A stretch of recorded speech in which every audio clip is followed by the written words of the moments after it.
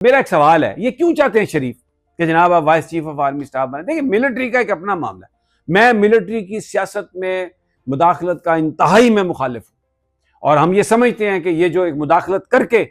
یہ جو حکومت عمران خان کو رخصت کیا گیا اور پھر ان کو جعلی طریقے سے الیکشن ہار کے ان لوگوں کو مسلط کیا گیا، یہ غلط ہے، ہم اس کی مذمت کرتے ہیں۔ لیکن آرمی کے اندر کی جو کمپوزیشن ہے اس میں آپ ملٹری کو اعتماد میں لے کے کریں، آپ ڈکٹیٹ نہ آپ ملٹری کو کریں اور نہ ہی پولیٹیکل معاملات میں ملٹری ڈکٹیٹ کریں۔ اب بار بار یہ کہا جا رہا ہے کہ جی جج،